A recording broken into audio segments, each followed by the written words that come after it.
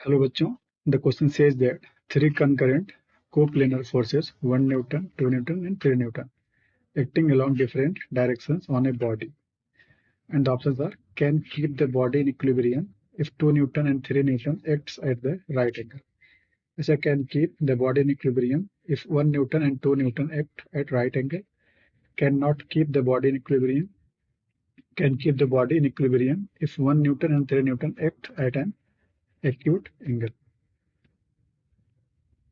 तो इसका लिखते हैं की कॉन्सेप्ट हो जाएगा for equilibrium F1 vector plus F2 vector plus F3 vector equals क्या आना चाहिए 0। ठीक है, अब थोड़ा देखिएगा, समझते हैं इस चीज को। अगर इस तरह से एक माने कि ये F1 है, ठीक है, इधर इसको F2 मान लेते हैं और इधर इसको F3 मान लेते हैं, तो बाय रूल क्या होता है? बाय रूल होता है sum of two sides of triangle must be greater than. ठीक है, इक्वल नहीं होगा, लेस देन नहीं हो सकता है, किसी भी दो साइड का सम हमेशा तीसरे साइड से बड़ा होगा। Must be greater then third side. ठीक है, लेकिन देखिए हमें क्या दिया है 1 to 3, बट अगर हम यहाँ निकालें तो 1 + 2 = 3 आ रहा है। 1 + 2 = 3 हमें मिल रहा है। ठीक है, तो इसलिए कभी भी क्या होगा, इस तरह से इनका सम 0 नहीं हो सकता है, क्योंकि रूल क्या होता है कि सम ऑफ टू साइड हमेशा क्या होगा, तीसरे से बड़ा होना चाहिए, लेकिन यहाँ पर हमें क्या मिल रहा है इक्वल। ठीक है, therefore sum of these forces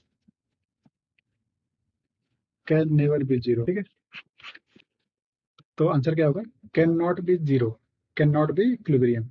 एक और तरीका देखिएगा, एक और तरीका सोच सकते हैं कि मानते हैं कोई बॉडी है, ठीक है, इस पे इधर लगे थे 3 न्यूटन और इधर दो फोर्सेस है 1 और 2।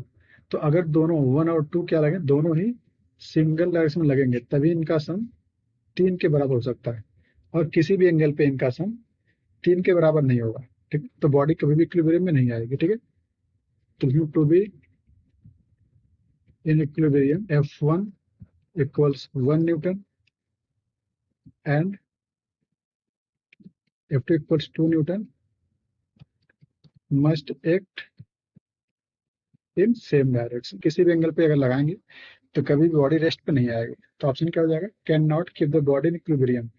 सो the correct option is C. Hope you understood it well. All the best.